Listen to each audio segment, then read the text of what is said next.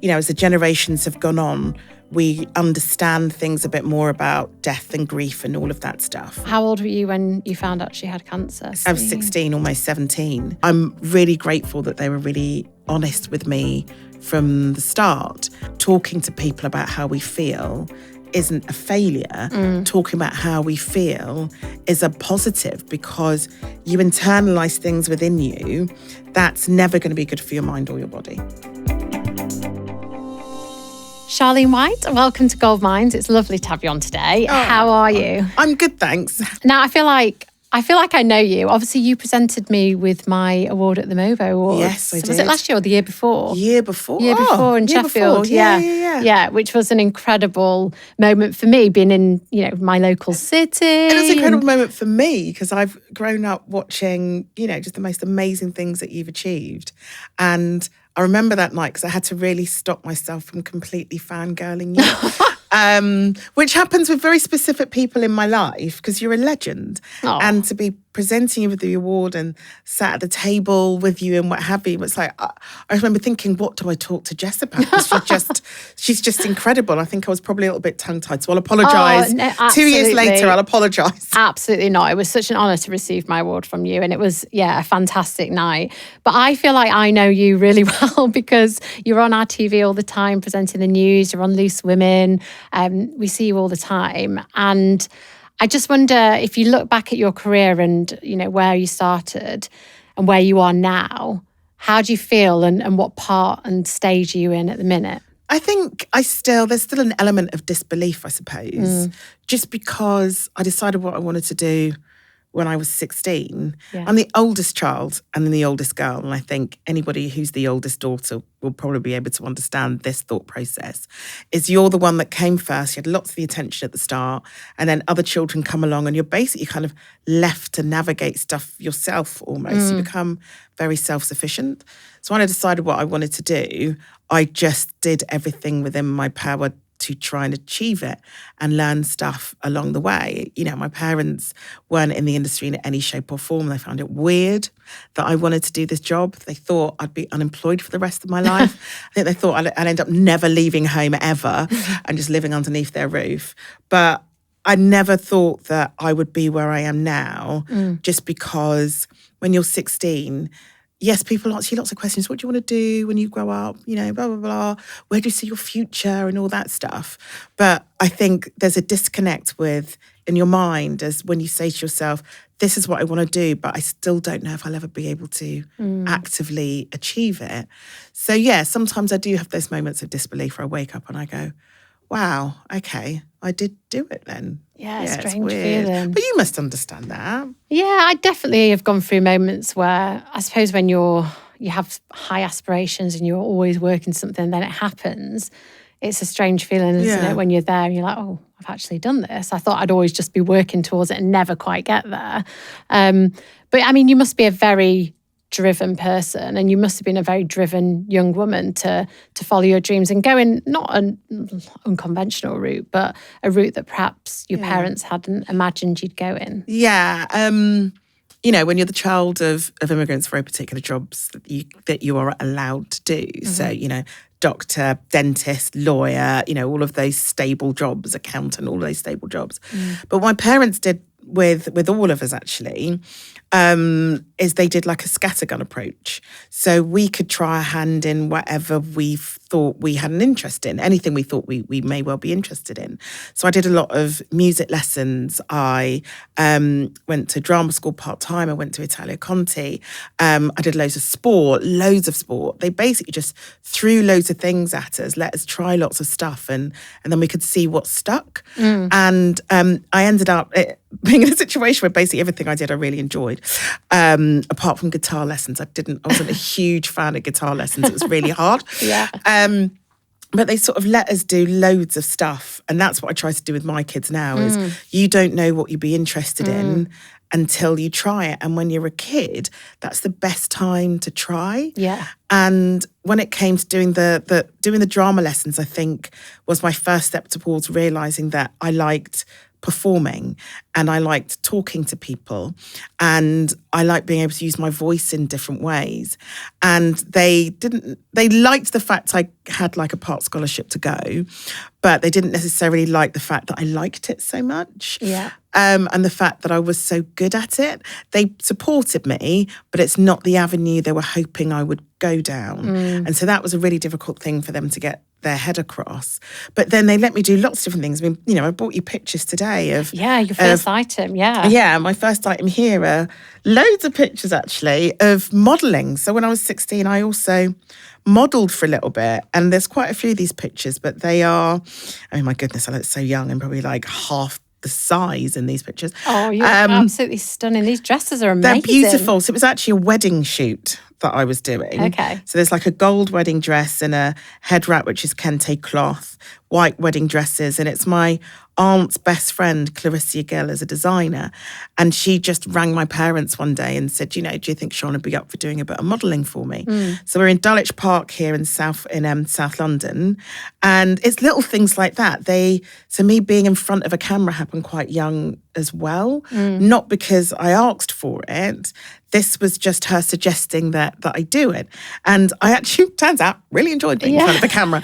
And so this sort of really gave me the first taste of what performance is. And yes, I wasn't using my voice in these, but I'm using my body in a way, I guess, to sell products, really. But I became more comfortable. And I remember the excitement of being in the makeup chair as the makeup lady was doing my face. And that's when I learned about things like lack of makeup for darker skin at that point. Hey everyone, I just wanted to quickly ask that you follow Gold Minds wherever you get your podcasts. By following, you'll get access to honest conversations about big stuff, career shifts, health challenges, mindset, and everything in between. Follow now and be part of this journey with us. Yeah, I was going to say, I mean, you mentioned this on one of your posts, didn't you, on Instagram, and it's something that I've noticed in the industry and have spoken to other friends who've experienced it, but there's still that lack of expertise, that lack of knowledge, that just awareness that's not there in every part of the makeup industry. No, so the makeup artists themselves, not all of them can do darker skin. Yeah. The products available, that's changed hugely in the last sort of 10, 15 years. Yeah. I mean, Rihanna's Fenty has a lot to do with that. When she brought out her brand and it exploded in the way that it did, suddenly a lot of companies realised, oh, yes, people with darker skin do spend quite a bit of money on makeup. So suddenly you saw an explosion of availability. But back in 1996, there wasn't. I mean, I remember her putting powder on my face here. And I think it was the Body Shop used to do, you remember those bronzer balls? Yeah. So it was the bronzer balls, it's on my face here, as well as some other sort of tanning powder thing that Body Shop used to do, because the availability of powders and stuff for darker skin just did not exist.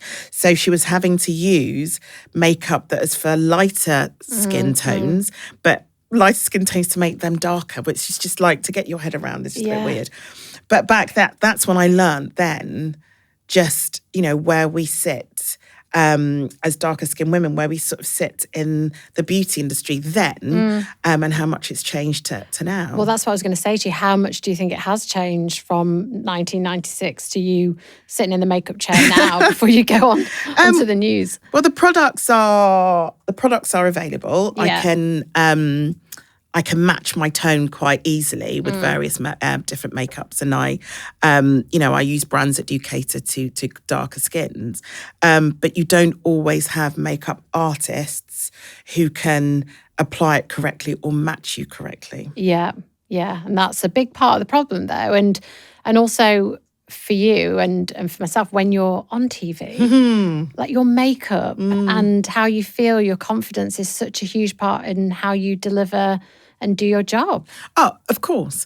And if you have a situation where, and I've had that happen in so many occasions, and there was quite a big occasion last year where I opted not to pay separately or personally for my makeup to be done for an event, because I knew that they had a whole makeup team there who were doing all of us. Yeah. So I was like, well, if if you've got a makeup team of 15 people doing everybody's makeup, why should I have to pay separately to have mine done? So I trusted in the fact it was 2024 and that there would be somebody there to be able to do my makeup. And it was honestly horrific.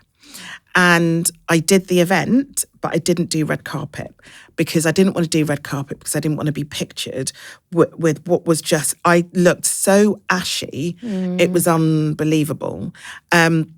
There's this translucent powder that works very well on lighter skins in order to be able to matte the skin. Effect. Yeah. And you can't use the clear one on darker skin, especially my skin tone, because it just leaves a very white, ashy film on my skin, which you can see in pictures and you can see in moving footage as well. And she just kept putting it on and just like powdering me. And I looked in the mirror and it was like a black version of a ghost. I just looked awful. My eye makeup was awful and nothing matched. The only thing that sort of saved me was I was in something that was off the shoulder. So just before we were due to go to the event, I asked another makeup artist, says, "Oh, do you just want me to put some shimmer here?" I said, "Oh, yes, please." And I sat down in the chair and basically what she tried to do in the 5 minutes that she had with me is try to fix what was done to my face. Oh. And she sort of apologised without apologising because it's not fair for her to apologise to on behalf of a team member. But she could just see how upset I was. And this is the reality of having, a woman with darker skin in those sorts of environments, is in order for my makeup to be done in a way that was presentable, I would have had to have paid £400 plus for my own makeup artist to do my makeup. But when you trust in the process, situations like that happen. I refuse to do red carpet because those pictures last forever. I know. And I was like, I don't want to be looking on Getty Images at this. My outfit was gorgeous, but my face just looked awful. And that's the reality of being in the public eye and constantly having to work out if you can trust the process or not. How does that affect your confidence going into other jobs, though? Do you feel that you have to constantly have a backup plan? Yeah, so I will always ask I now have to ask who the makeup artist is if I'm doing a job and makeup is provided. I then have to go to most makeup artists have an Instagram page now. So I'll go to their Instagram page and I will see if they have done darker skin before and if they have a history of doing darker skin or if they've just done one or two. Doing one or two doesn't necessarily show me that you know how to do darker skin. So I have to do my own research before I say yes. Yeah. And sometimes that's not even possible and you just have to turn up and I will bring my Pat McGrath foundation. I'll bring my own powder. I'll basically bring my makeup bag with me. Yeah. Just in case.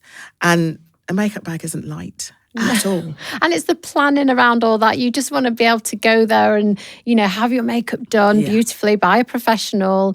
Your clothes are ready and then you can go and deliver your job and do your job. Yeah, which, for the majority of the population who have lighter skin tones, it's not something that they would generally have to think about or worry about. But the reality is, and another makeup artist said to me that she never really understands why all makeup artists can't do darker skin because the clue is in the name. You are an artist. And what you're doing is, someone presents you with their face. That is, the canvas. And what you're doing is creating something that is beautiful and matching tones. If you were an artist, you ought to be able to do that. But, the reality is not everybody can. So it does make it quite hard. And do you notice the same kind of difference with hair as well? Is it always an issue with hair? I find a few problems with controlling my bonnet, but that's probably another area. That's if I'm doing something that hair and makeup is provided, which I am doing, I do that stuff all the time. I will not trust in my hair being done. My hair's natural. I blow dry it. I use very specific products. And if you are not au fait in doing afro hair, it is fairly obvious from the moment you someone tries to, quote unquote, tackle it. Yeah. So that is I was always taught a black woman's beauty is in her hair. So makeup, a really bad makeup job, I can almost deal with better than someone butchering my hair. So it's damaging your hair as well, isn't it? Completely. Yeah. And it's been years since I've trusted anybody, an unknown person, to do my hair. It's been a year since I've ever done that. But if you're doing a one-off job, you can't necessarily trust in that person to know exactly what they're doing with your hair. And so I would rather go to the hairdresser myself in the morning before I do something. I have, my wonderful friend, Casey, is a mobile hairdresser. So she's more than happy to sort of rock up to my house at 6 o'clock in the morning. I wash it myself and she just blow dries it and I'm ready for, an event that day. But it's a minefield. It's a time and commitment behind it as well, isn't it? Yeah. And the stress of it. Yeah. Right, let's move on to these beautiful pictures. So this is the first item that you brought in. And yes. Obviously this takes you back to a time when you were 16. Yes. Starting off on that journey on your career. What was life like for you when you look back at yourself in these pictures? Well, look how healthy my hair is. Your hair looks incredible. Again. Your skin looks amazing. Right, it's amazing. Yeah, amazing how your skin looks before, children and alcohol and, rushing around like a headless chicken. Yeah. I look a lot like my niece, actually. And my niece is about to turn 16. And a lot like my daughter. I don't know, life then was simple. I would say. So I think at this point, my mum hadn't been diagnosed with cancer yet. So this is when life really was simple. Yeah. And I had no worries in the world other than, playing dress up and wearing wedding dresses in random parks in South London, which was amazing. And see, the thing is that I'm in this park and there's probably like loads of people like walking around and I'm posing and, I'm clearly very comfortable. You're very happy. Like you say, you're very natural in front of the camera. That's your happy place for sure. I enjoyed this. And actually, did I do any more modelling artists? I did a few more jobs after this. And there was one job that I did in Stringfellows. Before I really knew what Stringfellows was, because I was 16, I didn't really know what kind of club Stringfellows was, but I was invited to do a catwalk show and then did the catwalk show in all these like lovely outfits and then realised you look out in the audience, just like loads of old men. Oh, gosh. And then I was a bit like, I don't think I'm supposed to be here. This really isn't my kind of thing. And luckily a couple of my friends were with me. And then when the fashion show finished, then we came out, it was just this weird environment.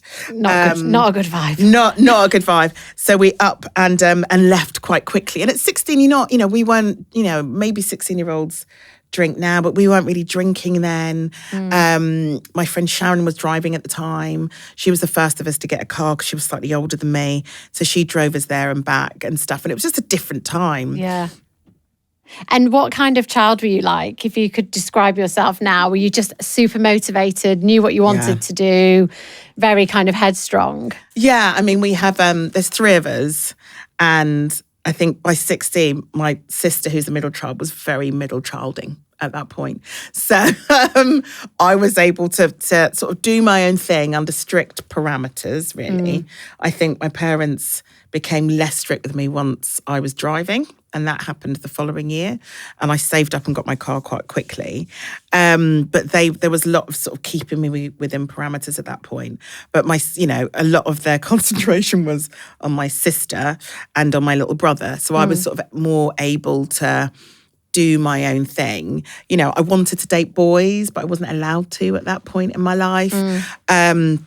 I was able to sort of go, I did a lot of clubbing in central London at that point because there was a designated driver. And because Sharon was driving first, she would drive us into town and we'd, go clubbing on like a Wednesday night and a Saturday night and what have you.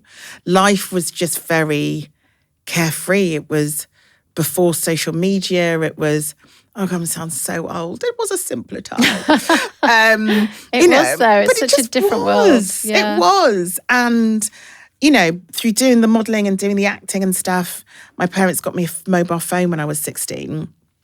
And a lot of that was linked to basically me going, missing at BBC Television Centre one night when I'd been filming a BBC comedy.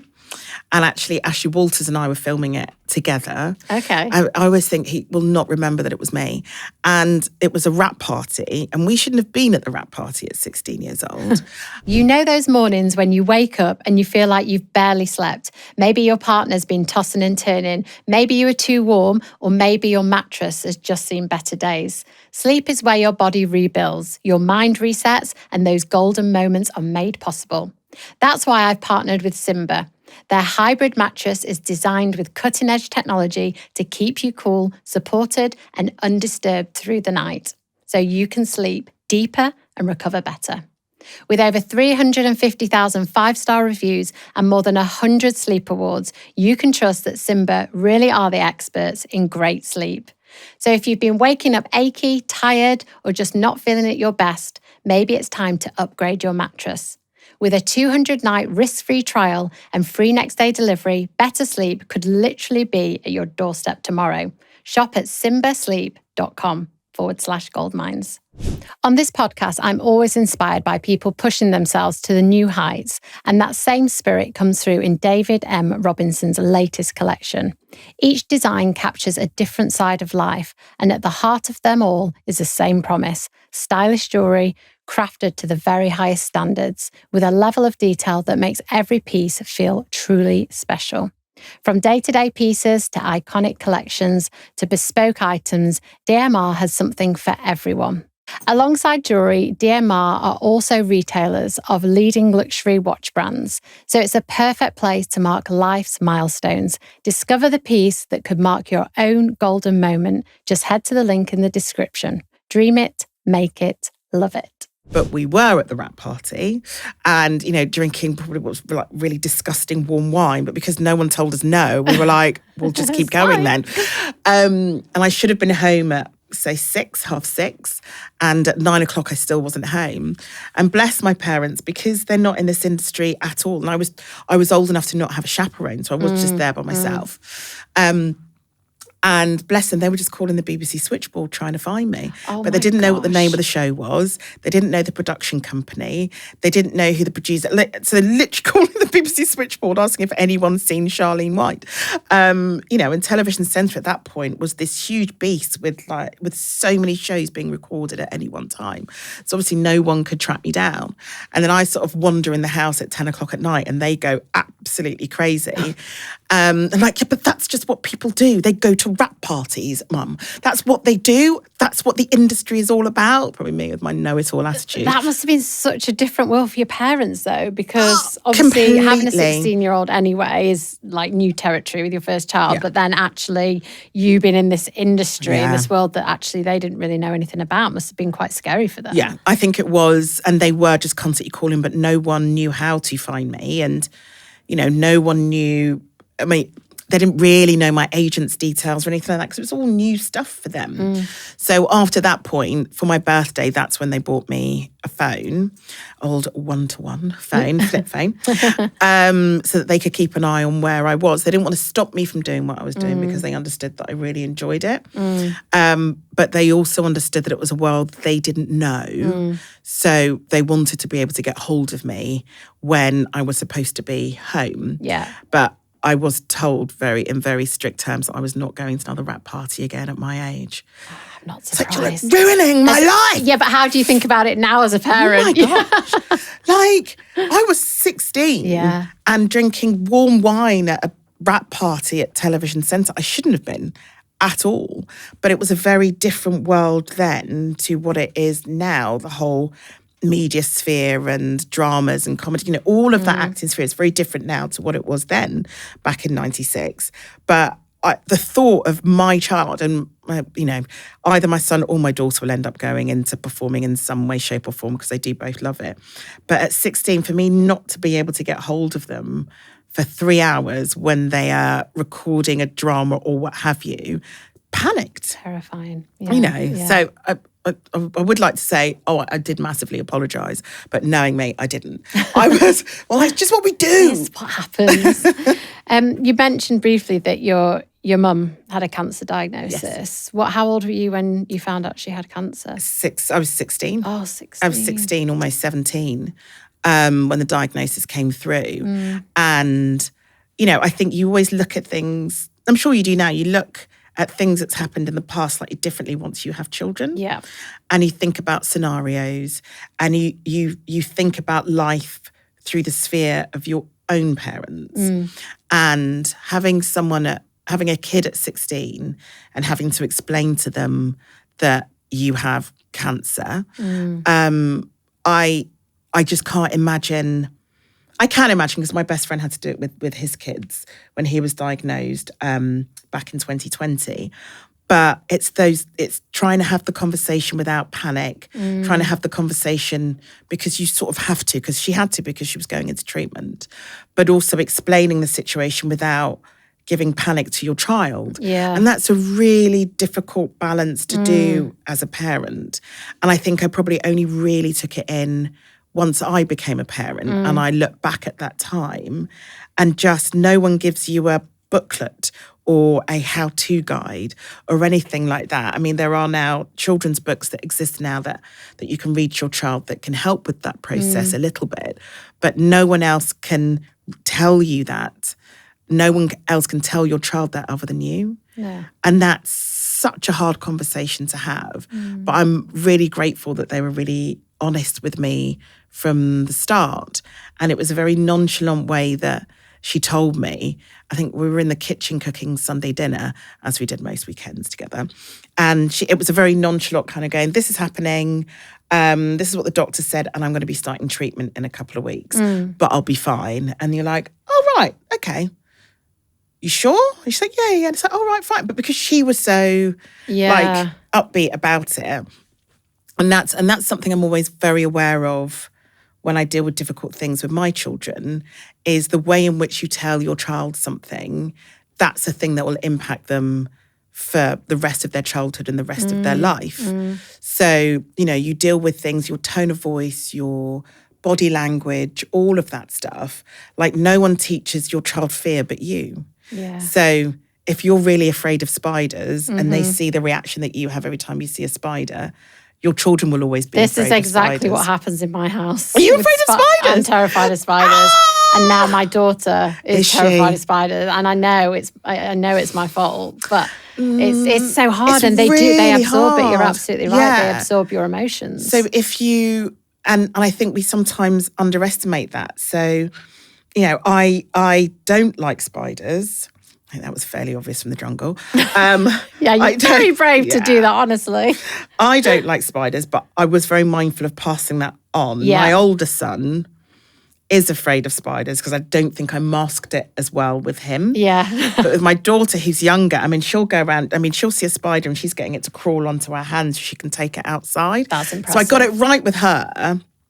But I didn't have the tools to get it right with my son. So he's really afraid of spiders. So it's 50-50, a 50% pass rate, it's not bad. But with emotions and everything, they learn from us. And I think sometimes, so if she told me in this really panicked way, I'd have spent the 4 years before she passed sort of really quite panicked about the entire thing and worried about the entire thing. And every time she went into hospital, I'd be worried that she wouldn't be coming home. But I never had any of that. The three of us never had any of that because the way they'd always talk to us about it was with calmness and without any panic whatsoever.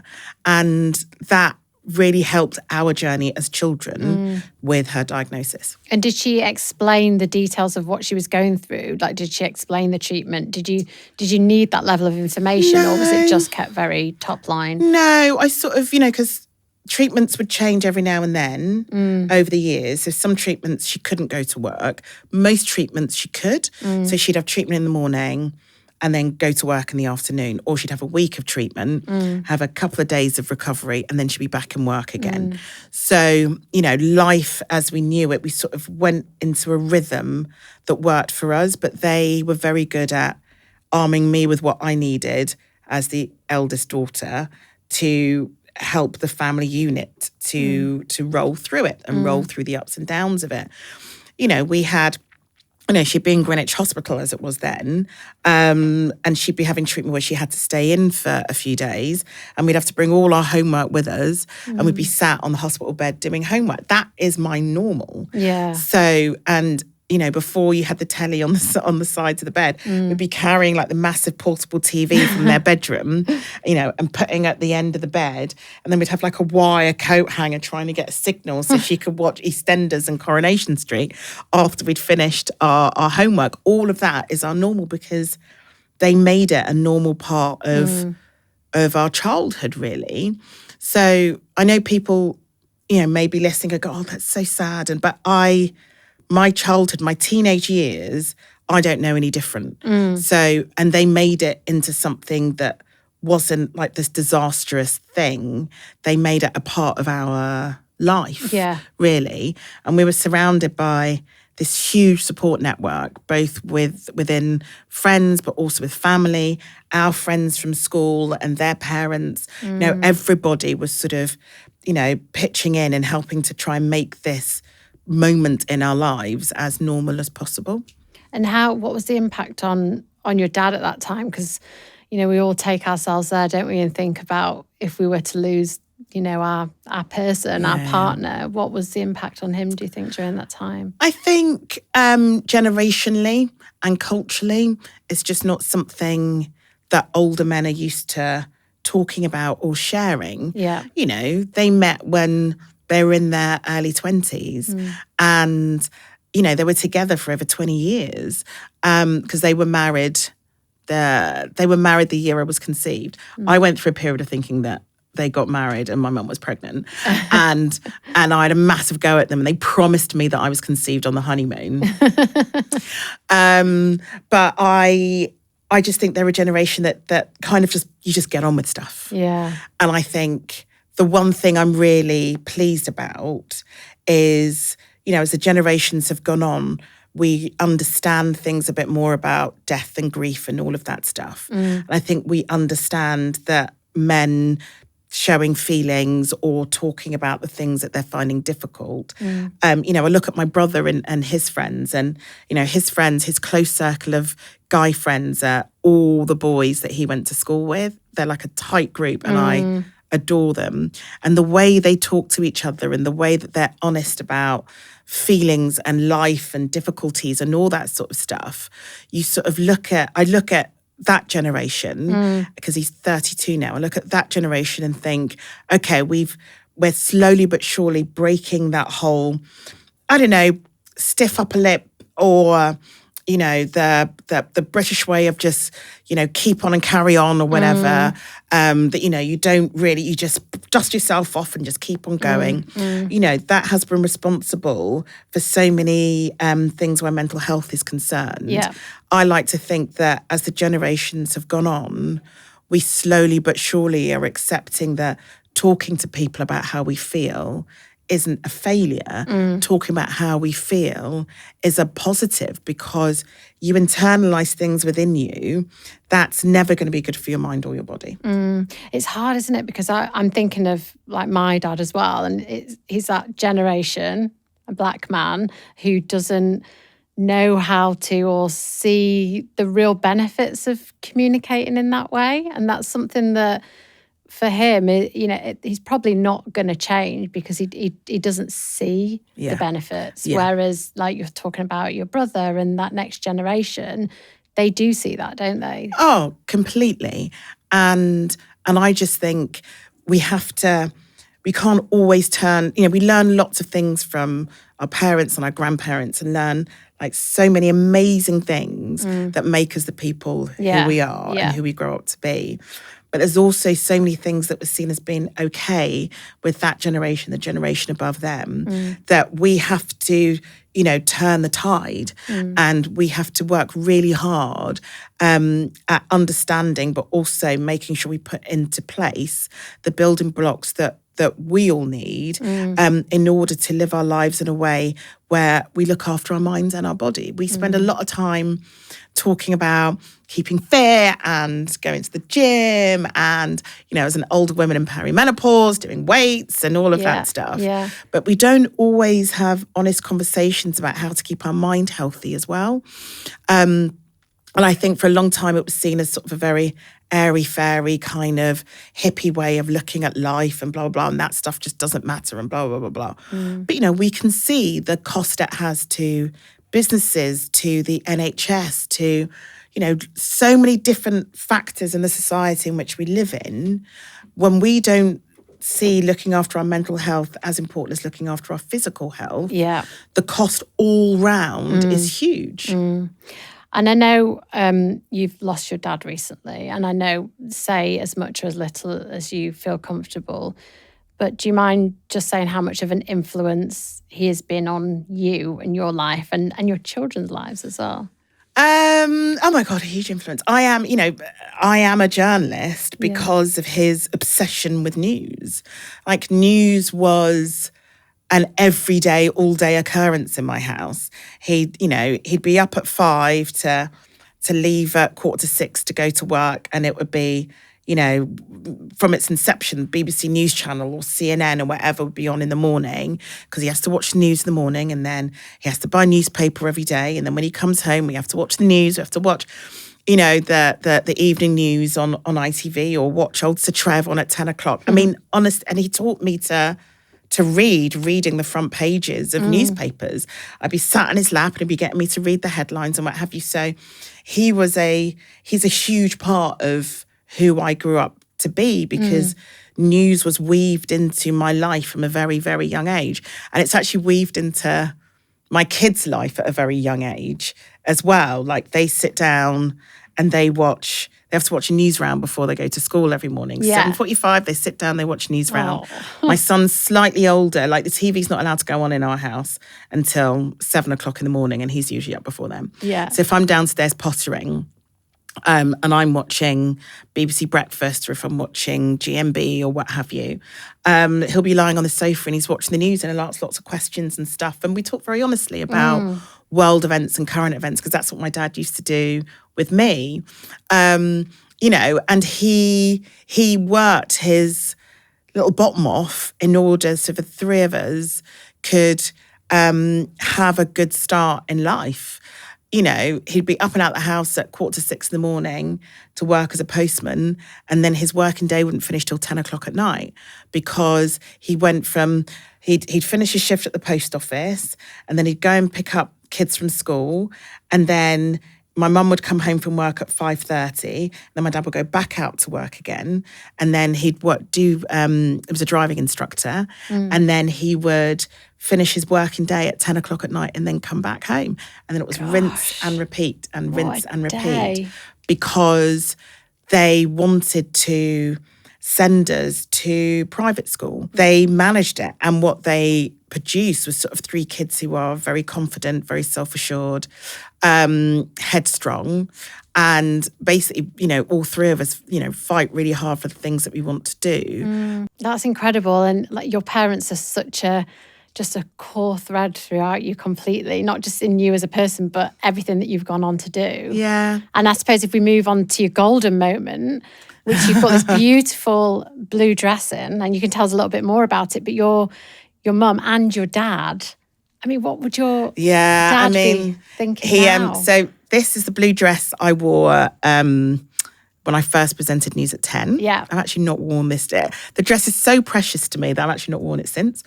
And that was when I made history as the first Black woman to ever present news at 10. And I wore this dress. It's by a designer called Nushin, who's an incredible tailor. And it's such a striking colour. And at that point, the colours for the set had a lot of blue hues on the set. So I was like, this is going to work really, really well. And I wore this because at that point in time, it was the most expensive dress I owned. And I just thought, if I'm going to do this like grown-up show, I should wear like a grown-up dress. And so wore this. And, the day that I did it, I didn't know that I'd made history, thank goodness. I didn't realise until a few days later. And after I presented the programme, my dad called me. And my dad he's so Jamaican, like doesn't really get, it's very understated, never really gets super excited about anything like at all. Yeah. But he called me and he just went, well done. You did well. And I was like, oh, and he just went, proud of you. I was like, oh, thanks. And I'm like really excited. Like, this oh, is thanks, Dad. Yeah, thanks. He says, yes, you did well, proud of you, well done. And he's just very calm, always very understated. Funny. Like the ridiculously high octane personalities that especially me and my sister have does not come from my dad at all. You know, and this was a big moment. I'm someone who, I'm a planner. So I like to plan out what it is that I want to do with my life and my career and the milestones I want to try and hit. Doing news at 10 wasn't on that. With the FIFA World Cup coming up in Seattle 2026, I've been thinking about the places that give you the best of both worlds, a vibrant city and the space to recharge. That's why Seattle stands out. They call it Mother Nature's city, and you'll see why the moment you arrive. Picture this, a morning run along the waterfront, followed by incredible food and world-class art in the heart of downtown. Few cities let you do all that in one day. Seattle is inclusive, welcoming, and full of energy. It's a city that invites you to explore. Whether it's savouring fresh seafood at Pike Place Market, diving into its legendary coffee culture, or soaking up the views of Phuket Sound and the mountains beyond. Imagine the world's biggest sporting events set against this backdrop of natural beauty and urban excitement. For me, Seattle is a perfect mix of adventure and inspiration. It's at the top of my list, and it should be on yours too. Discover more at visitseattle.org and start planning your perfect summer of football. Because for me, it was a programme that was too big for me. Mm-hmm. And it was a programme I sat and watched with my parents. For me, it just embodies, it's Sir Trevor. It's such a huge programme that has had such an impact on millions of people's lives through the years. So for me to present that programme, I just thought there's absolutely no way in the world. And then when I was asked to do it, I had been at an award show that day, so I'd had quite a bit to drink. And then when my boss called, I just couldn't get my head around it. I was like, sorry, you want me to do what? He said, well, there's a gap in the rota in a couple of weeks, and just thought, you'd be great at doing it. And I was like, I genuinely can't get my head what it is that you're trying to say to me right now, Robin. I'm very confused. and I just went, okay, I tell you what, Robin, I think it's what's probably a really good idea, because I'm not going to lie to you, Robin, I've had a bit to drink. Can I come to your office tomorrow and then we'll talk about it then? And Robin knows me very, very well. And he just went, yes, Charlene. I was like, all right, thanks, bye. And put down the phone. And I woke up the next morning and I was like, did they just ask me to present news at 10? I was like, did that actually happen? And I went back in my call log and I was like, no, Robin definitely did call me. And then I was like, oh, right. And I went into his office and I was like, does that still stand? And he was like, just come in and sit down, we'll have a conversation. I was like, okay. Did you, for any minute, did you think, no, I can't do this? Or were you straight in? Yeah. Because I'm a planner. So it's the one and only time in my life where someone's asked me to do something that wasn't already in my head. Okay. That I didn't think I was ready for. And that was the belief that ITV, ITN, and my bosses at ITV News, they had a belief in me that I didn't yet have in myself. And that was quite a phenomenal moment for me. And I'm really lucky to work where I do. And I always knew that ITV News was the most natural place for me because Sir Trevor was there. And also it just seemed a more relaxed way of doing news. And I felt if I moved to ITV News, they wouldn't try to change who I was. And they've never tried to do that. Okay. And that was quite a big thing for me. Coming from where I come from, I didn't want to change the way I talk. I didn't want to change who I am. I'm not a always wearing suits kind of person. That's just who I am. And I could feel when I was at the BBC that that's the direction that they were sort of trying to steer me in, change the way I talk and all that sort of thing. But I believe that I could be who I am, be born where I was, and that be reflected in the way that I speak. I knew that I could still do the news in that way. That takes a lot of bravery, though, because when you're in a world like that where you feel like you just want to take every opportunity and shape yourself and fit in with what everybody expects, it's so easy to just get swept into it, isn't it? And just go the natural way. Yeah. But actually you stepped back and said, no, this is not the route I want to go in. No, because it would be fundamentally going against everything that my parents had taught us. Yeah. So, you fight for the things that you believe in.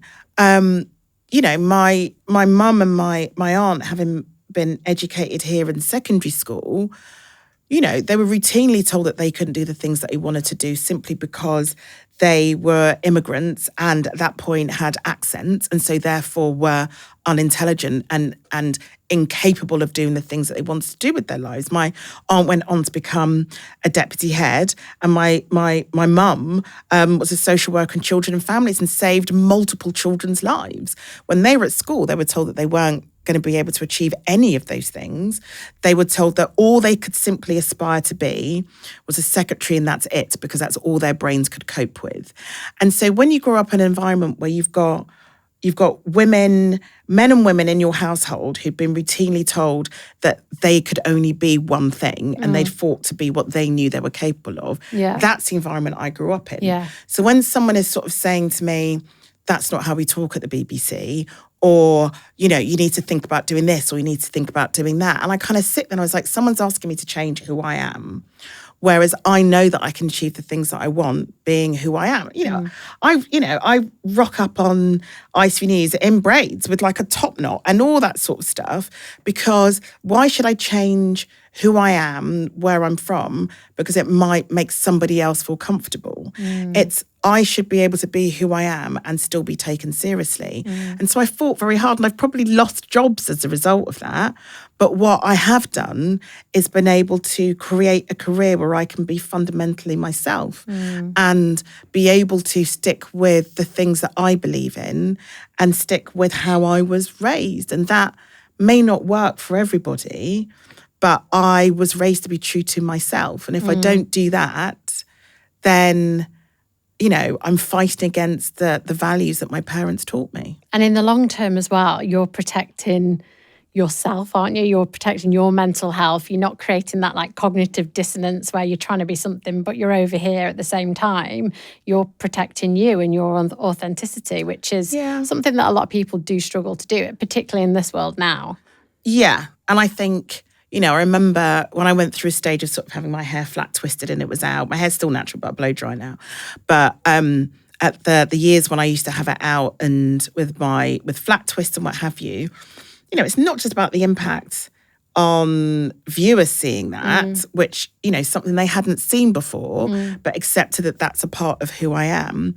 It also had an impact on Black kids in school who have been told that they can't wear their hair out naturally because it's unruly, it's messy, it's all of that stuff. And then you have me rock up on News at 10 with my natural curls out and you can't really win that argument where you have a head teacher saying to a young kid, you can't have your hair like that in school because we are raising you to be able to work in a professional environment. And they can just go, I'll just turn to ITV1 and Exhibit A, and I've had messages from parents saying exactly that. And we've had generations of, I'm not the first person to do this job in any shape or form.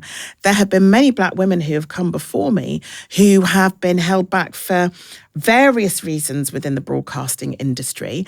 And as each decade passes and each generation goes on, each one of us chips away a little bit more, a little bit more, a little bit more. And that's how you're sort of able to have the plethora of incredible talent that exists on our TV at the moment. And that's really important. And being able to be oneself isn't just about me doing it on the telly. It's also empowering to others in real life to say, no, actually, I can turn up to work with my hair in braids because it is a professional hairstyle. And, I am a grown-up. And I am able to say what is professional dress and professional hair for a grown-up woman. I don't need somebody else to be telling me that. I'm a grown-up. Yeah, absolutely. Take me back to that evening, though, when you stepped out and you're there presenting the news for the first time? I work in, I know it's going to sound really cliche, but because ITV News is like this really, it's smaller compared to other organisations. We do kind of see ourselves as being like this little dysfunctional family, which we are, and we're incredibly close. We are there for each other. And, the last few weeks have showed me that more than any other point in time. But when I did News at 10 for the very first time, oh my gosh, it was incredible. Like, were you nervous? I was incredibly nervous. Yeah. But Julie Etchingham, whose show it is, she sent me a message. She goes, look, I've seen on the roster that you're doing it next week. Why don't we set aside some time for me to run through how it works, sit in the studio with you so I can show you which cameras we use most. Just have a look at how I map out my day when I'm doing News at 10. The bits that can be hard, the bits that I know you'll sail through. But let's book some time in and I'll talk you through it. There are a lot of presenters that wouldn't do that, that wouldn't extend the hand of friendship to somebody doing something for the first time. And she did that. Michael, who works in graphics, brought in a stills camera on the night and was just taking loads of pictures of my first time doing News at 10. Oh. And he printed those out and gave to me. Every time someone walked past my desk, they were giving me hugs and going, oh, we're so excited. You're going to be so good. And it became less about me being nervous for myself. It was like, I can't let my ITV News family down. Like, everybody has been so supportive and so amazing. And I walked onto that set and everyone's giving me like a round of applause and going, you can do it and stuff. And then you've got Mark Austin beside me and he's going, you all right? He's grabbed my hand, squeezed it and was like, you've got this, you'll be fine. I'm like, okay. And then you do it. And I did the programme and it was incredible. And then the moment I said goodbye, then Mark Austin said, thank you for watching. The credits start rolling and in my ear, all I can hear is the entire gallery cheering and screaming and going. It was amazing. And not everybody gets that experience, those kinds of experiences working in the broadcasting industry. They don't. And I feel really lucky to work with some of the most incredibly talented people in the industry, but also some of the most incredibly kind people in the industry as well. And, there aren't many places that you'll get that. We deal with death and destruction and horribleness every single day. But behind that is a team who are gelled and together and who care about each other. And that's how it should be all the time, and every office, every workplace, everywhere in the country. But unfortunately, no, that's just not the case. No. And then how do you deal with the other side of it? So obviously with social media and just being in the public eye, you get comments all the time, don't you? You get people giving their opinion, what you should do, what you should say. I know recently you mentioned about the whole Poppy situation, and that was something that you've obviously had to deal with and had quite a big backlash. How do you protect yourself from those situations? I'm long in the tooth with all of that because it started back in 2013. So we're going back 12 years now, 12 years of abuse. Some years are worse than others. I would say the world that we're living in at the moment and the way in which the focus sometimes is on who deserves to have an opinion and who deserves to not have an opinion. I think those lines, those sort of fault lines and those sort of battle lines are stronger now than they used to be. And I think a lot of that is caused by some media organisation choosing to stir the pot where race is concerned and almost like throwing somebody out like a lamb to slaughter. But I choose not to indulge in those comments because if you read those comments, it'll genuinely send you crazy. Yeah. Genuinely, it will affect your mental health. And I think it affects the mental health of those people who make those comments. I think they get whipped up into something which is quite clearly affecting their mental health, where you are issuing death threats, which, I've had over the past week, where people are threatening to turn up at my home, where people are threatening to all these sorts of things. For me, they're not credible threats, but that is something that as a family, we have to look at, that my workplace has to look at constantly.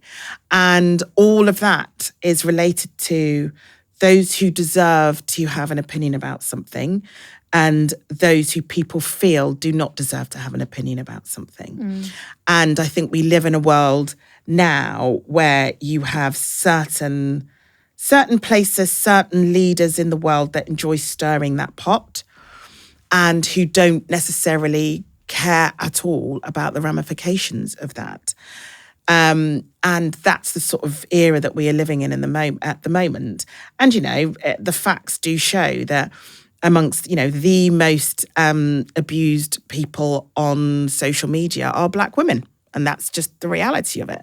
There are certain social media platforms that I simply don't use anymore because it is just not worth the hits to my mental health. I don't care enough about certain media platforms to put myself through that. So I just take myself off. But I'm a grown-up and I know myself very well. And I know how to protect myself and I know how to protect my mental health. And that's something that I have learnt over the past 15 years.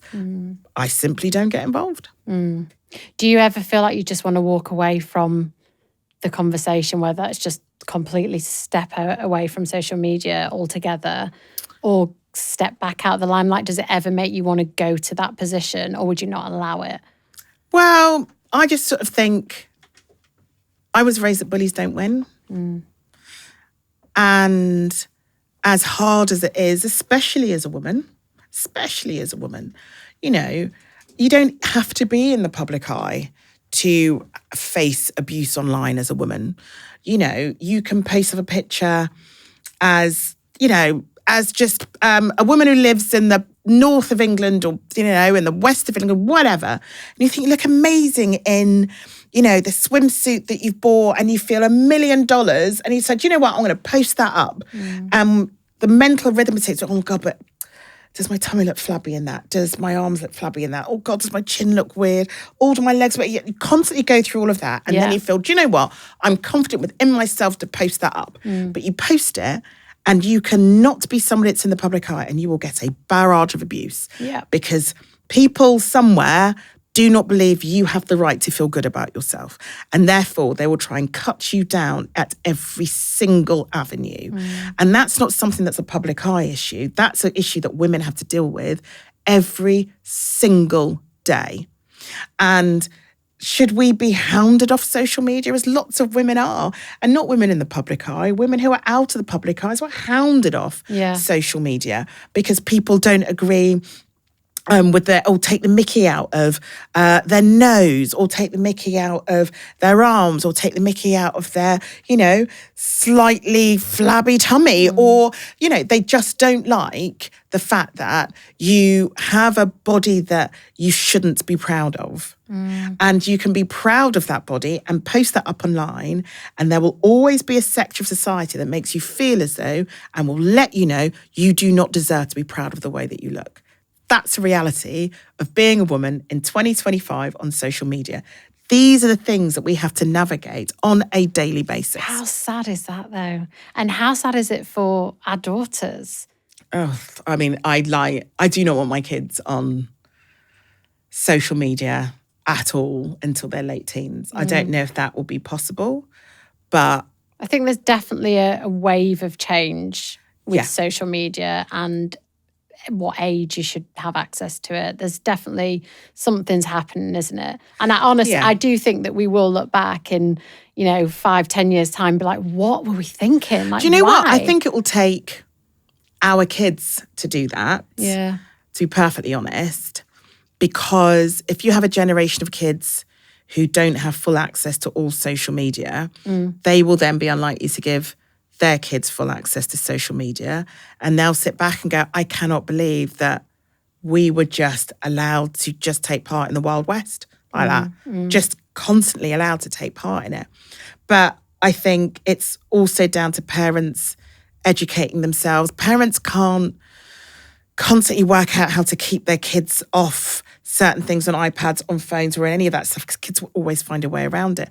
But what is important is to arm our kids with the knowledge about the dangers that exist and why we do not want them to have full access, and the terrible things that have happened in the world when kids have had full access to stuff when their brains are simply not mature enough or grown enough to be able to deal with it. And, you know, there have been so many parents that I've spoken to on the shows that I do who have consistently, desperately asked for legislation from governments around the world because of what's happened with their own children. And the tough legislation that they want hasn't come to fruition just yet. But also the guidance that they want from governments around the world hasn't happened as yet. And so the only way that we can deal with it is we have to take responsibility as parents. We ought to be able to look to, I've written about this before, we ought to be able to look at the grown-ups who run these countries. We ought to be able to look to them to give us that guidance and that legislation, but it's proven to be more difficult than anybody could have ever anticipated. So therefore, as parents, we sort of have to try and navigate that ourselves. You know, it's now our responsibility to help our kids to navigate the Wild West, which is the internet. And, you know, you can see that what the next generation will do is they will find it absolutely unfathomable that kids had full access to pornography until earlier on this year. And now, in order to be able to access it, you have to put in your card details, whatever, to prove your age. Our kids will look back and go, sorry, did it take till 2025 for somebody to like shut down full access to pornography to children? That will blow their minds. But the fact that this is the environment we're living in at the moment, where some people are fighting against those checks, it's like, honestly, we need to stop thinking about ourselves and think about the kinds of children that we are raising and the kinds of children that are being let out into the world.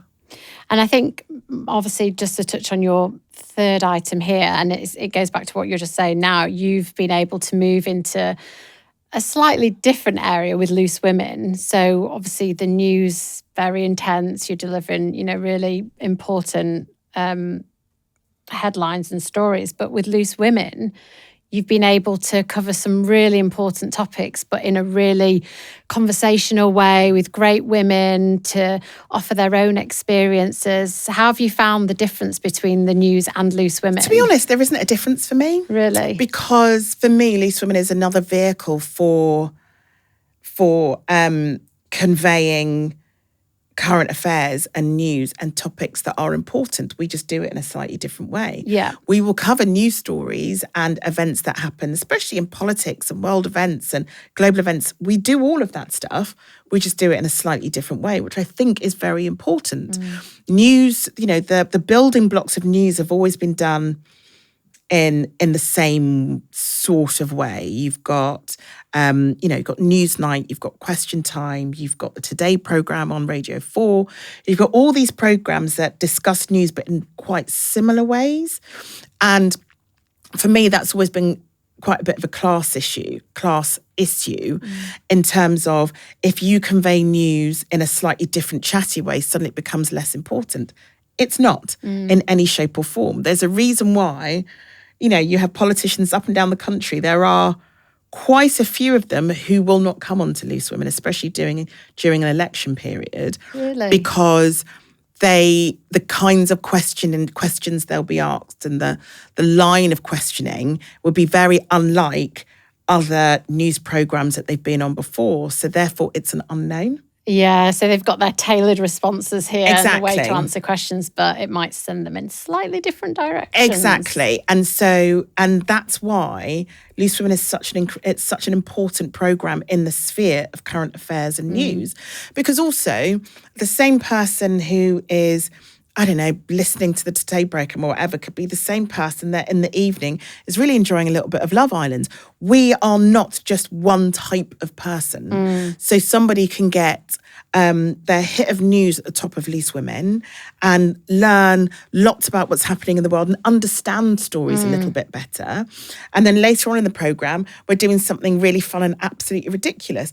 And that reflects a lot of people up and down the country where around your dinner table, you can go from talking, really sort of heavy political stuff. And then in the next breath, you can talk about the Christmas lights that are being turned on down the road in the local village or what have you. We are more than one person. Yeah. And for me, that's what Least Women is. And so just describe to the listeners what you've brought in as your third item. So my third item is the RTS Award, the Royal Television Society Award, the Daytime Programme Award in 2021.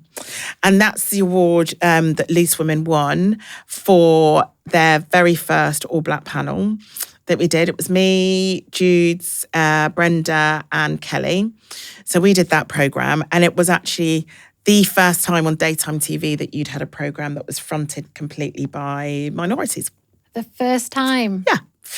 I know that really upsets people every time we do one of those programmes. Like, people really do get their knickers in a twist.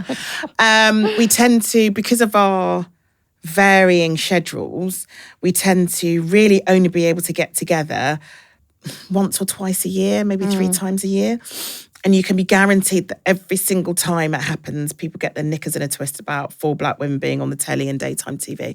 Always rates really well. But people who are not consumers of Least Women get very annoyed by it. They go on about diversity quotas and blah, blah, blah, blah, blah, blah, blah, blah, whatever. That programme is on 12 months of the year, 5 days a week. I mean, I'll leave you to do the maths on that. But out of all those programmes, 3 of them, 2 to 3 of them a year tend to be fronted by minorities, and people get their knickers in the twist. And I'm like, oh my gosh. How does that make you feel, though? You must just come away so frustrated and like wanting to go back and not really, because people who love the show love those programmes. Yeah. And actually, we're having an impact, and we're normalising seeing that on TV, which is really important. And you're picking up awards. And we're picking up awards. And it's a little bit like, rather than sitting on the keyboard having a go at us, take yourself outside and go for a walk. Think positive thoughts. Because negative thoughts, one cannot live with negative thoughts alone. Exactly. And I think, do you know what? What a lovely way to end on an amazing trophy. You've taken us through such a beautiful journey of your career, from these beautiful pictures as a 16-year-old. And it's just been really interesting to hear what, it's been lovely. What you've been. That's now going to go back to my loo. Oh, is that where you keep it? I keep it in the loo. Did you watch MTV Cribs when you were younger? Yes. So in MTV Cribs, all the rappers kept their awards in their downstairs toilet. Okay. So I always said, if I ever have a house with a downstairs toilet, I will have a ledge and I will keep awards there. I'm going to do the same now. That's very cool. Right, before you go, I've got some golden quickfire questions if you're up for them. Yes. Okay, when is your golden hour, a time that you feel completely you? 6 a.m. Oh, you're a morning person. I'm a morning person. Oh, I'm impressed. Who has been the golden influence on your life? My parents. Beautiful. And do you have a golden moment that you completely messed up but can laugh about now? Oh, gosh. A moment that I've messed up. Yeah. A golden moment that I've messed up. So just a moment when something's happened and you've been like, oh, gosh, that was awful. Yeah. It's funny now. Yeah. When I accidentally swore on air when I used to present a programme for BBC Radio 1 Extra, because I didn't realise it was a swear word. Oh, no. I lived a very innocent life. Oh, no. And I said it live on air, and then the entire studio froze, and I couldn't understand why everybody wasn't saying anything. What did you say? I can't say it now. Oh, can you whisper it? Okay, what I'll say is, I thought it. Okay, so I thought it was the same. Myself. No, it's going to seem so basic. But I thought it meant the same as twit. Okay. So I see where this is going. But not with the I. I see where this is going. So I said it on air because it was reading a text message, and I said it on air and the entire studio froze. And my co-presenter, G Money, immediately just went to a song. And I was like, what's going on? And they were like, you just swore? I was like, no, I didn't. I went, yes, you did. I was like, no. Quite a strong Is that a swear word? And they were like, yes, Charlene. I was about 23 at the time. And so then he had to come back from the song and I had to go, I'm ever so sorry if you were offended by the word that I said earlier. So I had to do a formal apology so he didn't get fined by Ofcom. But I was 23 before I knew that was a swear word. Well, I'm very impressed. That should be a golden moment, I think. On that note, thank you very much, Charlene White, for joining me on God Bless. It's been a pleasure, amazing. Jess. Thank you for coming.